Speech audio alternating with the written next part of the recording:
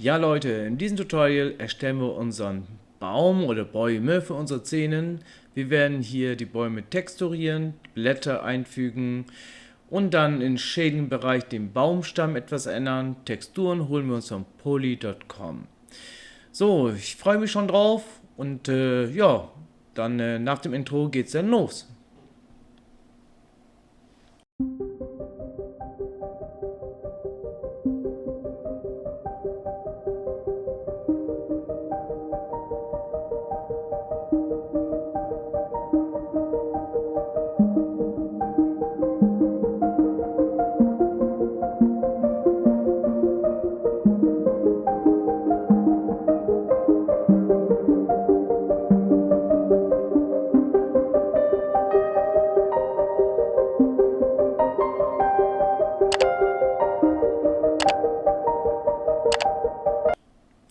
Ja, herzlich willkommen, Leute, zu Part 5 unserer Tutorial-Reihe Winterszene. Ja, obwohl der Winter bald vorbei ist, ja, schneller kriege ich das leider nicht hin mit den Parts. Sorry, Leute. Aber in diesem Part werden wir uns jetzt um die Bäume kümmern und werden wir anschließend noch ein paar Steine modellieren. Ja? Ja, fangen wir einfach drauf los an. Genau, hier haben wir unser Haus. Unser Haus ist ja eigentlich fertig. Den werden wir jetzt erstmal hier ausblenden. Klappen alles ein hier. So. Okay. So. Dann gehen wir hier in unseren Assets-Ordner rein. Ja, klicken hier rauf und sagen New Collection wieder. So, Trees, also Bäume. New. Rocks für Steine. So, okay. Jetzt klappen wir das mal rein. Blenden das hier aus, Landschaft aus und die Atmosphäre. Und was sehen wir? Unseren Schnee. Der ist übrig, weil dieser Add-on, dieser Schnee-Add-on, den wir genutzt haben, ein eigenes Programm hat, wo er den Ordner erstellt. So, den blenden wir einfach auch mit aus. Alles gut. Okay. So, dann klicken wir unser Assets-Ordner, gehen in Trees ein. So, wie fangen wir jetzt an? Wir schieben das mal hier rüber. Wir haben verschiedene Möglichkeiten, Bäume zu erstellen bei Blender.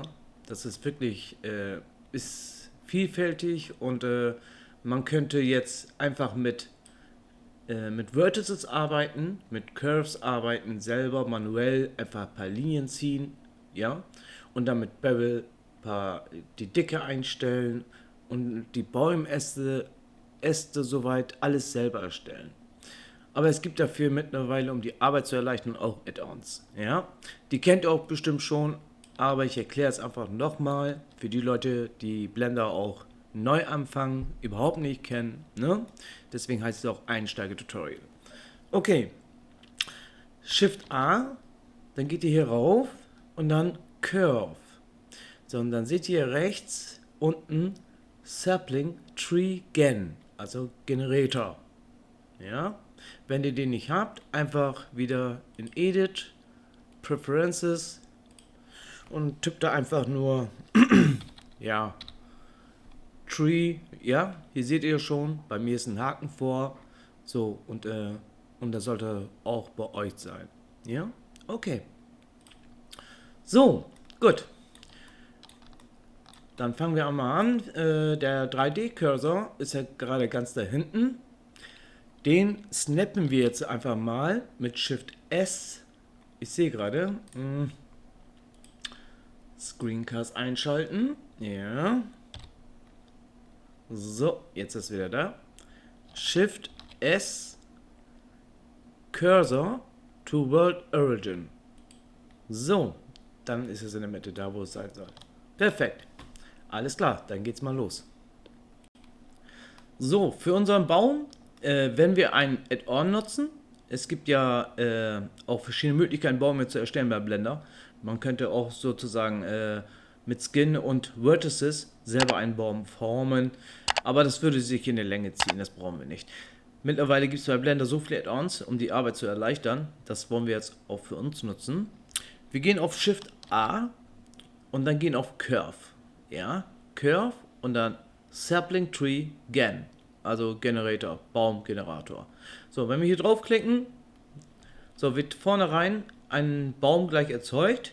Das ist sozusagen der Standardbaum, ja, von diesem Add-on, der wird gleich am Anfang gezeugt. Und hier haben wir einen Tab mit unseren Einstellungen, ja. Um das kurz zu fassen, ich werde jetzt nicht komplett in die Details eingehen, nur das Wichtigste für unsere Zwecke, für unser Tutorial, ja. Wir haben hier auf dem ersten Bild die Geometrieeinstellung für unser Baum, ja, das ist dieser hier. So, das ist die Geometrie von unserem Baum. So, und hier sind Bevel, ja, der Bevel ist bekannt, wenn ihr den zum Beispiel ausschaltet, dann seht ihr die Curves, ja, das sind Curve, hier. So, jetzt ist der Tab natürlich weg, aber um das so zu mal darzustellen, ja, wir löschen den wieder Shift A, so, gut, Bevel lassen wir natürlich eingeschaltet, damit wir die Stärke und so weiter alles einstellen können. So, dann haben wir Curve Resolution, ja, also define, wie fein wir das machen wollen, ja, für unsere Äste. Ich gehe hier aber runter auf 2, so, weil wir für unsere Szene mehrere Bäume erstellen wollen und das geht sonst, nimmt zu viel Speicher weg, ja, und Speicher haben wir leider nicht genug. So, und deswegen gehen wir jetzt hier mal hier runter. Hier haben wir noch verschiedene Einstellungen, hier zum Beispiel Rings, die Loops, die in den Baumstämmen drin sind für unsere Abzweigung, ja. Wenn ihr hier mal ein bisschen rumspielt, dann seht ihr, dass ihr könnt selber wählen, wie viele Zweige rauskommen sollen, ja, wann die Abzweigung anfangen soll. Wir gehen auf 0, das ist die Standardeinstellung ist da drin. Dann haben wir hier unten die Skalierung für unseren Baum, ja, so. Das ist wahrscheinlich die vom Wurzel her. Aha, okay. So, und hier unten, das sind Vorlagen. Das Gute an diesem Add-on ist, du hast hier Vorlagen. Du hast hier Load Preset. Wenn du hier draufklickst, gibt es hier verschiedene Vorlagen von Bäumen. So, und dann gehen wir vom Willow hoch, jetzt hier anfangen. So, und dann schauen wir uns das mal an. So. So, jetzt haben wir hier verschiedene Baumarten, die wir wählen können. White Binge. Wenn man sich hier alle mal durchklickt, ne, seht ihr das? Genau, das ist auch ein schöner Baum, aber für unsere Zwecke ist das nicht sinnvoll. So, dann haben wir hier einen schönen langen Tannenbaum, sag ich mal. Und ich würde das für unser Projekt jetzt nutzen. Ja. So, dann gehen wir erstmal mit der Skalierung runter. So, runter. So. Okay, gehen ein bisschen näher ran. So. Wenn wir uns den Baum mal anschauen. Unser Baum hat viele Zweige schon dran. Ja, alles schön. Und an jedem Zweig sind 2 extra Äste, also Ast und Zweig, 2 Stück, ja, wenn man das so genau hinschaut. So, und da möchte ich noch bisschen was machen, ja. Ich möchte, dass es auch schön aussieht, unser Baum, aber wir wollen mit dem Curve Resolution, wie gesagt, auf 2 runter, das ist wichtig. So, und dann gehen wir hier auf Branch Splitting. So, jetzt haben wir hier auch einige Einstellungen, ja, was mit unserem Splitting zu tun hat, das sind unsere Zweige. Und wenn ich hier auf Level gehe, hier, da steht 2. Also 2 Abzweigungen. Dann klicke ich mal auf 3 und schon verdreifacht sich das. So, und das würde ich für unseren, ja, das sieht gut aus, das nehme ich. Genau. Wenn wir das auch eingestellt haben, habt ihr hier noch die Gradeinstellungen und wie stark die Abzweigung nach unten, nach oben, ja, das könnt ihr alles hier einstellen, ja.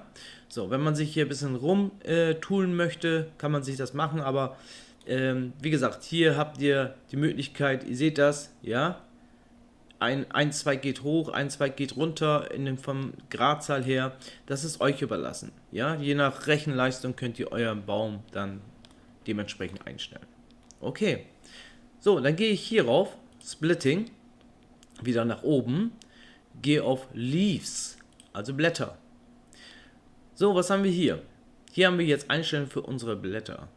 Und wenn ich hier auf Show Leaves einklicke, schon haben wir unsere Blätter erzeugt.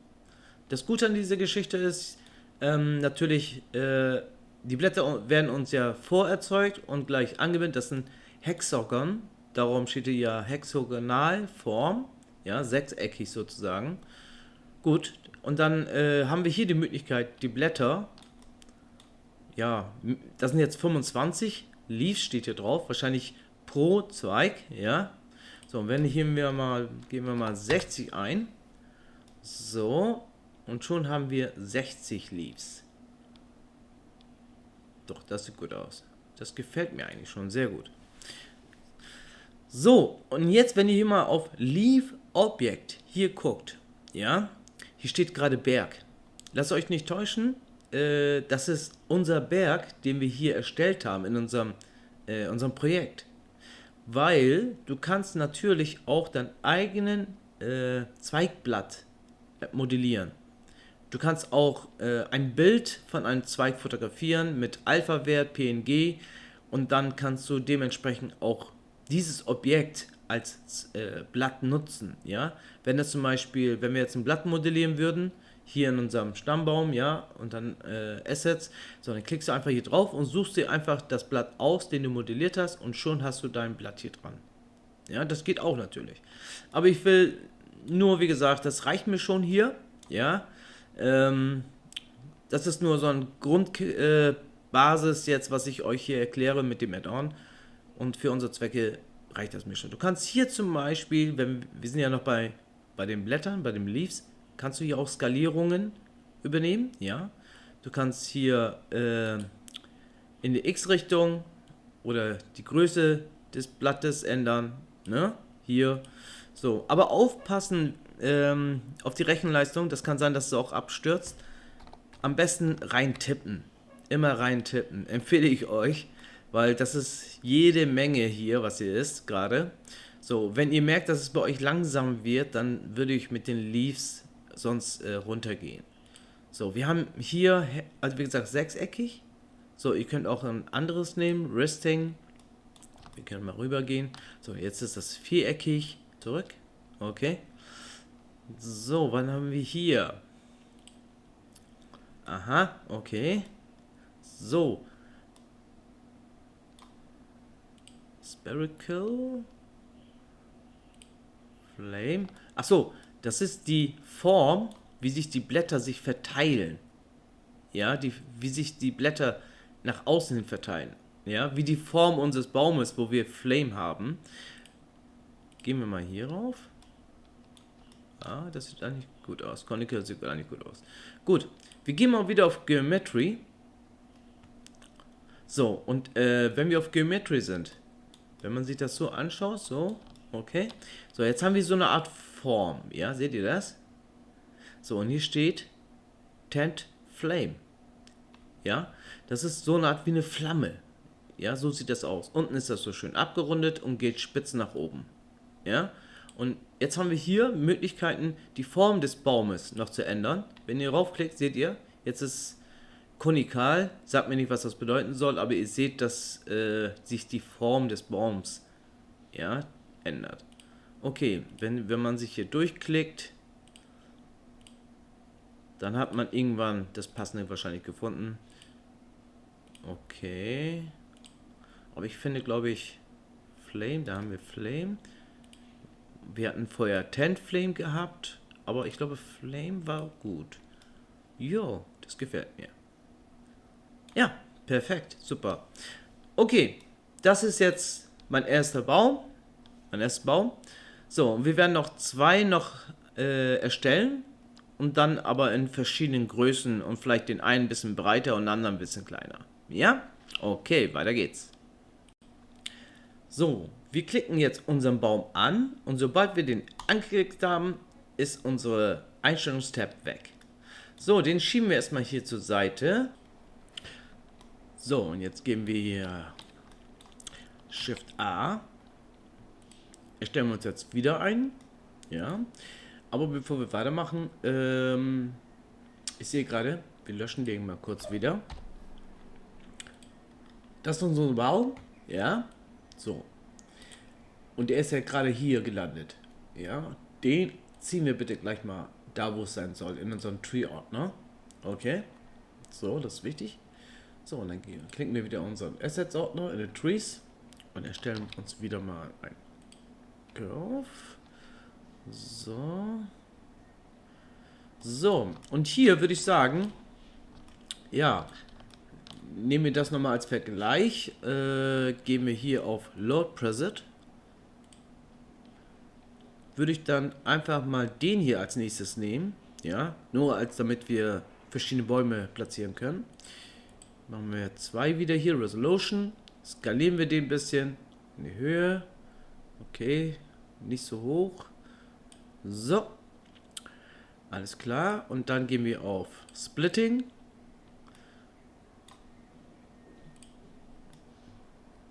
Ja, könnte man so nehmen. Geometry. Und dann schauen wir uns mal an, wie wir das machen könnten mit der Form. Der ist mir ein bisschen zu breit.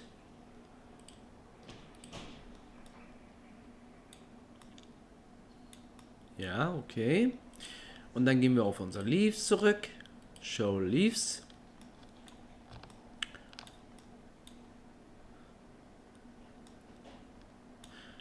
Da skalieren wir unsere Blätter ein bisschen weiter raus. Ja. Ah, okay. Machen wir mal 50. So, okay.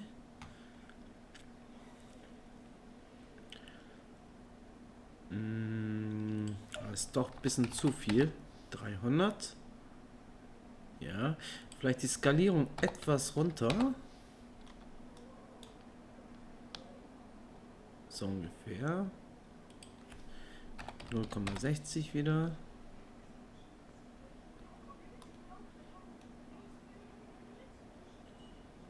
So, okay.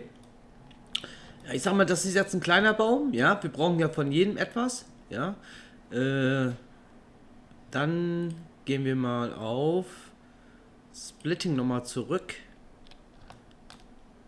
Setzen den Level nochmal runter.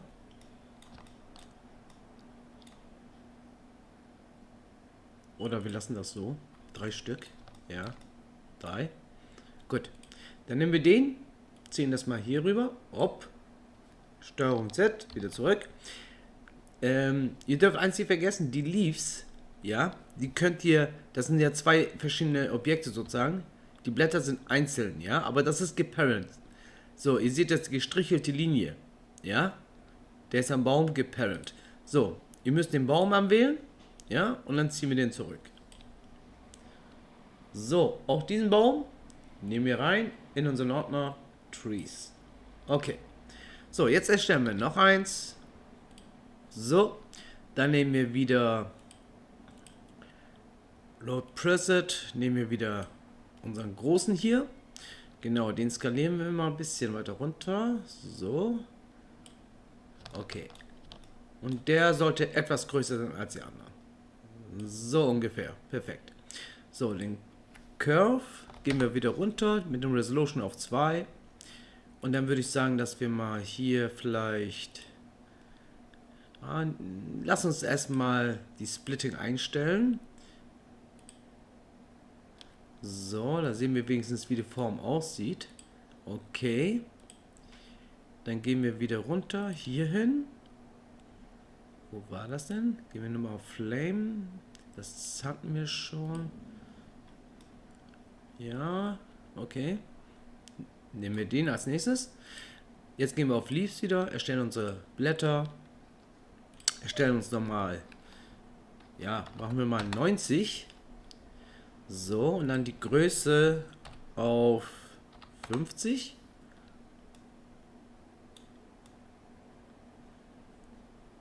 Ja, ist doch zu viel. Machen wir mal 60. 30. Ich glaube, die Blätter sind doch etwas zu groß. Machen wir 0,35. Man muss sich antasten, ne? Man muss sich einfach nur antasten. Super. Okay. Das ist genug für mich. Das reicht. So. Jetzt haben wir 3 Bäume erstellt. Den schieben wir auch zur Seite. Okay. Als nächstes fangen wir mit der Texturierung an. So, das heißt, unseren letzten Baum, den platzieren wir auch noch in unser Trees-Ordner rein. Super. Dann gehen wir auf Shading. So. Okay, einmal zusammenklappen alles hier mit unseren Trees, genau. So, einfach auf Komma drücken auf der Tastatur-Lab. So, dann snappen wir direkt zum Baum. So, sagen jetzt New. Erstellen uns einen neuen Baum, Tree. Ja, 1. Okay. So. Ja, für unsere Textur an unserem Baum, da würde ich lieber doch 2 verschiedene Texturen nehmen. Da empfehle ich wieder natürlich Polyheaven dafür. Ja. Ich schnippe das mal rüber. So, hier haben wir Polyheaven, die Webseite. So, und dann geht ihr auf Wood. Ja, und dann habt ihr die verschiedenen Holzarten wieder. Ich würde sagen, dass ich einmal hier diese hier nehme, diese Bark Willow. Ja. Und dann als nächstes vielleicht noch den hier, Bark Brown. Also ich werde diese beiden nutzen. Ihr könnt natürlich eure eigenen Texturen natürlich nehmen. Ne? Es gibt genügend weitere hier. So. Wie gesagt, Bark nehme ich und dann nutze ich das auch für unser Projekt. Und Bark Brown. Jo. Ich lade die runter, entpacke die. Ja, und dann geht's weiter. So, unsere Texturen haben wir runtergeladen. Unseren letzten Baum, den platzieren wir jetzt auch nochmal in unser Trees-Ordner. So. Okay, super. So, jetzt gehen wir auf Shading. Hier. So. Wenn wir jetzt unsere Bäume texturieren, wollen wir zuerst mal unsere Bäume, das sind ja alles noch Trees. Trees sag ich schon, Curves. Das sind alles noch Curves. So, damit wir eine vernünftige Textur drauf platzieren und die auch verändern können, würde ich sagen, dass wir die erstmal in ein Mesh umwandeln. Ja? Okay. Klicken wir uns den ersten an. Object, Convert, Mesh. Und dasselbe für die auch. Mesh. So. Mesh. Super. Ja, okay. Ja, fangen wir mit dem hier an. Fangen wir mit dem hier an. Gehen auf Edit. So. Und unten ist keine Fläche. Ja. Hier ist es offen. Das brauchen wir auch nicht. So, wählen uns eine Edge-Kante hier aus. Ja. Alt-Taste gedrückt. Ich merke gerade, Screencast ist, glaube ich, aus. So. Okay. Also Alt-Taste gedrückt und eine Edge-Kante hier wählen. Und dann Steuerung E, Mark Seam. Also eine Schnittkante wählen. So, dann gehen wir auf einmal A, alles selektieren und Unwrap. Jetzt warten wir. Super. Jetzt gehen wir auf New. Ja, vergrößern das ein bisschen. So. Okay. New. Nennen unser Material Tree 1. Okay. Jetzt klicken wir einfach unseren Principal PSDF Node an. Hier. Einmal raufklicken. Steuerung Shift T. So, Texturen, Holz. Ja, das sind die beiden, die ich runtergeladen hatte. Gehen hier rauf, wählen alle 4 Texturen hier aus und dann hier raufklicken. So, okay, dann schauen wir uns das mal an. Gott, ich sehe gerade, sieht ziemlich verschwommen aus. Dann müssen wir etwas runterskalieren. Ja. Dann wähle ich mal komplett, ja, so, alle aus. Und machen mal, ja, 5. Ja, das sieht schon mal besser aus. Okay. So, und dann skalieren wir das Ding mal einfach, mal in der Z-Achse. Ah, das geht gar nicht. Oder was, Y? Ach so, Y. So, okay.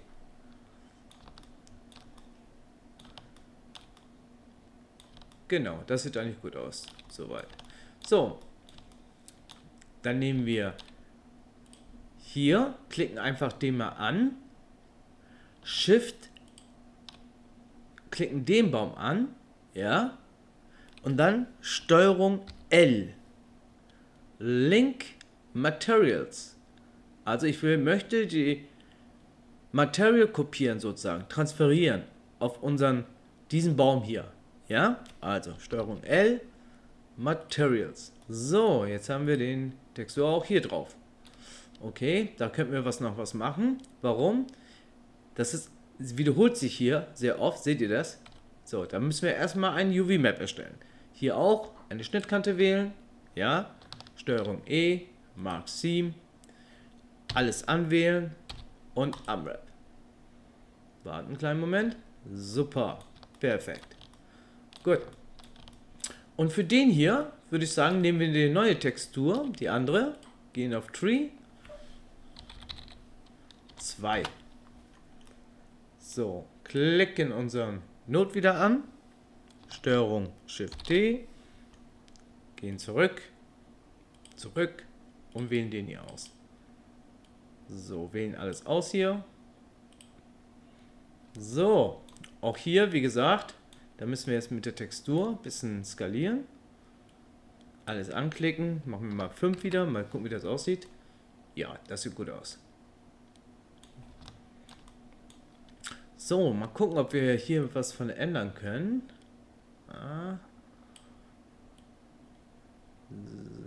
Weiter. So. Das sieht gut aus. Jo, perfekt. So, als nächstes gehen wir jetzt an unseren Blättern ran. Ja? So, da machen wir die Sache einfacher. Da gehen wir einfach auf einen dieser Leaves drauf. Ja? Hier werden wir keine großartige Textur nehmen, weil wir sowieso unser Baum ja mit leichtem Schnee bedecken. Ja? So, dann gehen wir hier rauf, sagen Leaf 1. Ja? So, wählen einfach eine neutrale Farbe, sagen wir so grün und etwas dunkler. Ja, so ungefähr. Und dann können wir noch, wenn wir mal die Sonne scheint oder was weiß ich, könnten wir einen Shader einbauen, einen Transparent Shader, den hier rüber, einen Mix Shader hier rüber. So. Genau, dann ist es eben lichtdurchlässig, ja. Ihr merkt das schon, es ist wirklich sehr hell geworden. So, dann gehen wir nochmal runter. Ja, so. Okay. Den vielleicht weiter tiefer. So, ganz leicht. Okay, super. Perfekt. So, das ist Leaf 1. Dann wählen uns diese Blätter hier aus, ja, sagen Shift und dann wählen uns diese Blätter hier aus, ja, und dann sagen Steuerung L, Link Materials, super. So, jetzt haben wir dieselben Material von diesem Baum hier rüber übertragen, aber den möchte ich jetzt ändern. So, der ist Leaf 1. Sobald ich hier was ändere, wird automatisch auch hier geändert. Das will ich ja nicht. Also, jetzt sind da zweimal in Nutzung, 1, 2, diese Material. Wir klicken jetzt einfach hier rauf, auf die 2. Schon wird eine Kopie erstellt von unserem Material. So, dann nenne ich das einfach 2. So. Und jetzt kann ich hier vielleicht mal eine andere Farbe nehmen, sagen wir mal so Richtung Gelb. So, und vielleicht heller. So, jetzt ist die Blätter hier etwas heller geworden. So, und dann könnten wir hier vielleicht ein bisschen noch dunkler setzen von der Durchlässigkeit. So ungefähr. So können wir noch ein bisschen hier was variieren, damit es unterschiedlich aussieht. Ne? Okay, super, perfekt. So, jetzt gehen wir zu unserem letzten Baum hier. Hier genauso. Die Leaves markieren. Und jetzt kopiere ich mir den hier aus. Steuerung L, Materials. So, jetzt haben wir unser Material. Und dann drücke ich hier wieder auf die Zahl, mache eine Kopie draus und Leaf 3. So, und das mache ich dann Ja, oder rot, ganz leicht, so mittelbraun so ungefähr. Genau, schön dunkel. So, perfekt. Schauen wir uns das mal an. Jo, das sieht schön aus. Okay. So, jetzt haben wir unsere Bäume sozusagen fertig für unser Projekt. Ja, schauen uns das mal in Cycles mal an.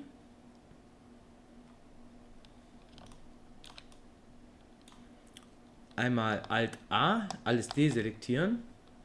Ja, das sieht gut aus. Ja, super. So, als nächstes wollen wir jetzt gleich unsere Bäume mit dem Schnee bedecken. Ja? So, wir gehen jetzt mal ein bisschen näher ran, ziehen das mal ein bisschen runter hier, wählen unseren ersten Baum aus. Okay, wir wollen jetzt unser Baum mit Schnee bedecken. Wie machen wir das am besten? Wir haben ja hier ziemlich dünne Flächen. Ja, es wird schwierig sein, hier große Flächen Schnee drauf zu setzen. Und wir machen das jetzt ganz einfach. Read Snow. Wir versuchen jetzt einfach minimal Schnee auf den kleinen minimalen. Hier wird nichts drauf sein, weil es ja nach unten geht. Er nimmt nur die kleinen Flächen, ja, von den Ästen. So, dann gehen wir auf 90% oder machen wir mal 80% und 10 und probieren das einfach mal aus. So, wir warten einen Moment. So, jetzt sehen wir hier gar nichts. Das liegt daran, weil unser Real Snow Add-on hier einen Ordner erzeugt. Seinen eigenen Ordner, wo die ganzen Materials drin stecken. Ja, und den Ordner haben wir ausgeblendet. So, dann gehen wir einfach auf Anzeigen. Dauert ein bisschen. Super. Okay. So, das hat gut geklappt. Also 80% Schneeanteil in 10er 0,10 Höhe. So, schauen wir es mal ein bisschen näher an. Doch, das ist eigentlich in Ordnung. Ja. Ich habe das Gefühl, dass es wahrscheinlich doch zu viel ist. Ich gehe mal wieder, entferne den Schnee und setze mal 65 ein. Ja. So, klick unser Baum wieder an. Und nochmal.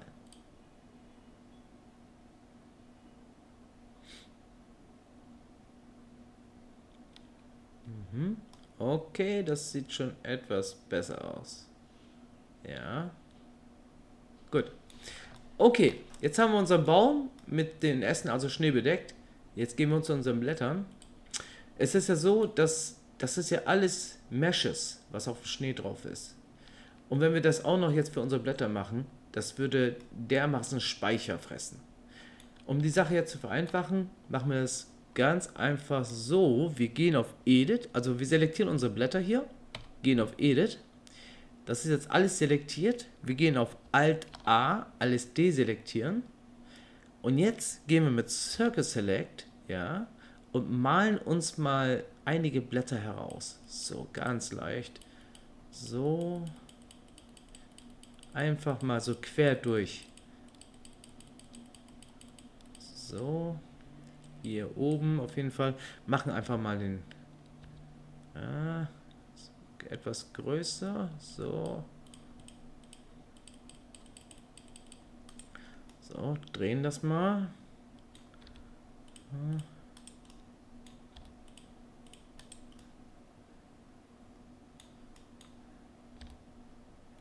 So, hier ein bisschen, da ein bisschen.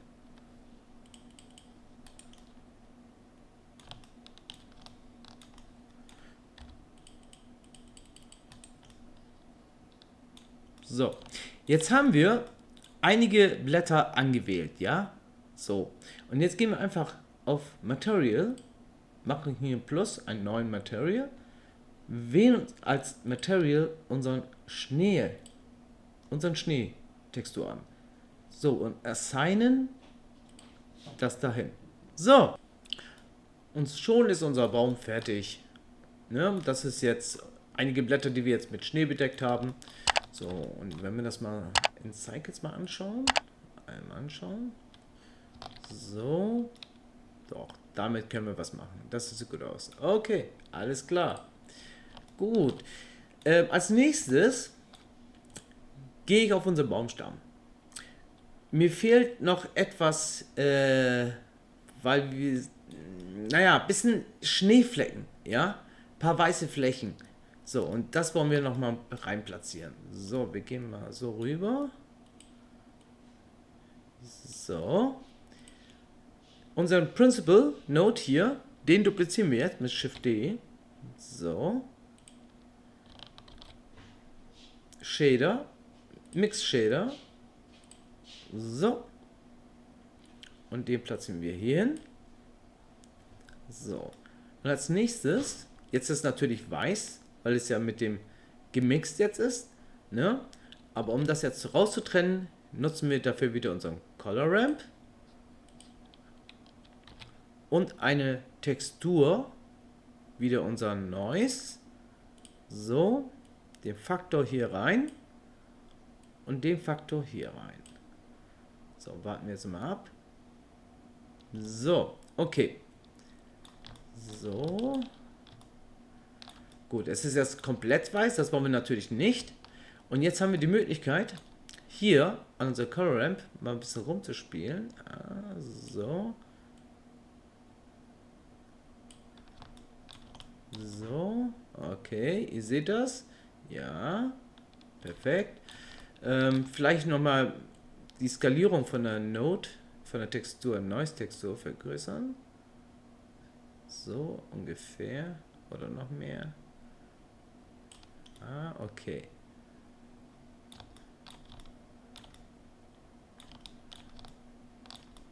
Oh, doch, das sieht gut aus. Okay, damit kann ich leben, ja. Ist in Ordnung. Aber ich möchte, dass es etwas nach unten gestretcht wird. Dann klicken wir unsere Noise-Textur an, sagen Steuerung T. Ja? So, und jetzt können wir mit unserem Mapping und unserer Texture-Koordinat etwas mit einer Textur skalieren. Jetzt in Richtung zum Beispiel Z-Achse. Ja, so nicht. Machen wir mal.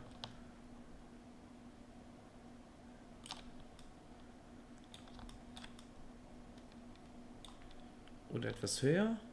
Ja. So. Und dann vielleicht in der X-Richtung skalieren. So, ein bisschen mehr. Vielleicht mit der Skalierung wieder runter. So. Okay. Genau. Ja. Super. Ja, das sieht schön aus. Okay. Unser erster Baum ist fertig. Und jetzt arbeiten wir an unserem weiteren Baum genauso weiter. Ja? Gut. Das werde ich dann im Timelapse machen. Mache ich ein bisschen Vorlauf. Ja. Das ist ja hier alles gut erklärt. Ihr könnt euch diesen Abschnitt nochmal wiederholen lassen. Aber ich mache das schnell jetzt mit diesen beiden Bäumen. Okay, auf geht's.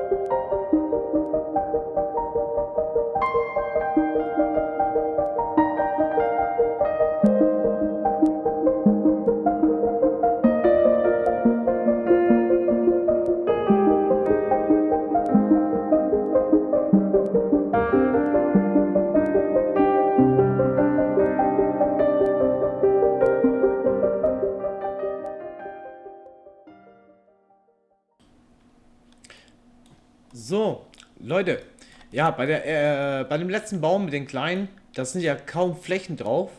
So, und deswegen kann man hier keine vernünftigen Schnee abdecken, ja. Ist aber nicht so schön, das reicht auch schon für unsere Zwecke. So. Schnee ist ja bedeckt drauf. Perfekt. Okay, einmal nochmal auf Cycles.